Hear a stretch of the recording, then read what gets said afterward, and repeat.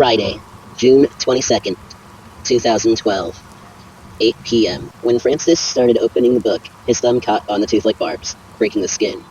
The book's singular eye blinked its reddened eyelid. Francis bled on the first page as it read, Verbum Mortuorum, copy number 3 of 6, property of Amanda Morris. A warm breeze blew by, flipping the pages to one with an incantation on it, and as another drop of his blood hits the page inked in blood older than his, he read it. Kudor, Malskral, Thainduk, Kedor, Francis recited, slurring in his drunken stupor. A black mist flew above the roaring fire and slammed through Oscar, throwing her down the incline off of her seat.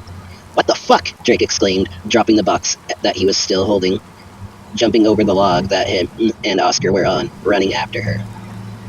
Meanwhile, Francis was bleeding all over the book as it showcased several pictures, inked in blood. The first drawing was of a woman laying in a body of water with fish biting her body, and her eyes looked haunting.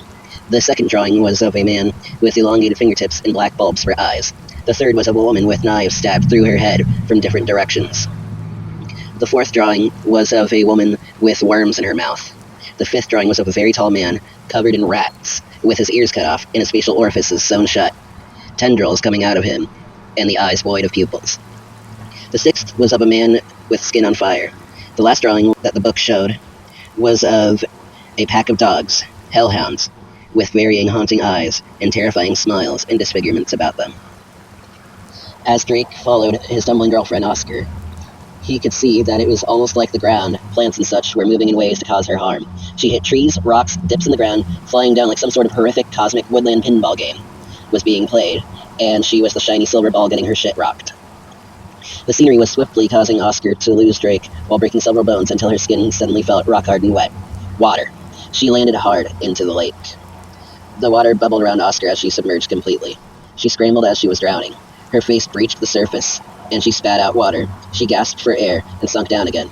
The moment she opened her eyes under the water, she saw an assorted school of fish, including lake trout, brown trout, rainbow smelt, and lake whitefish. And they were swarming around her. They looked wrong. Every other assorted fish had either white bulbs, white irises ringed in red, eyes of fiery orange, and black bulbs. Their mouths all opened wider than they should have, revealing razor-sharp teeth. They attacked her as she was actively bleeding from the wounds she received during her tumble.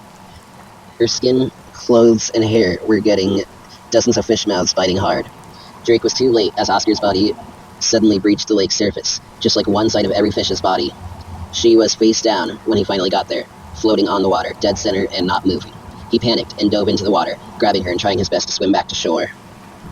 Drake did chest compressions on Oscar, giving her the breath of life, but none of it was working. "God, why? Take me instead!" Drake sobbed, falling with a heavy, mournful scream.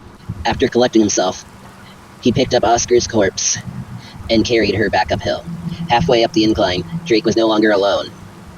Seth and Constance had come to check on Drake and Oscar.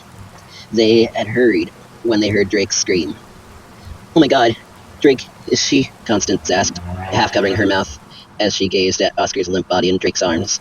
Tears rained from Drake's eyes as he nodded and his lip quivered. "Let's take her back to camp.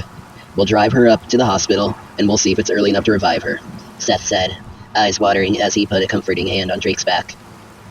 When they got back to camp with Oscar's body, Drake was too numb to go on crying, but Constance and Seth were silently crying as they explained what was going on. Everyone piled into the car except for Honey. She said she was still too up on unicorn blood, and staying with the fire was the best choice. Francis drove Seth, Constance, Drake, and the body of Oscar when suddenly the car broke down before they even got 50 feet away. The gas tank was empty.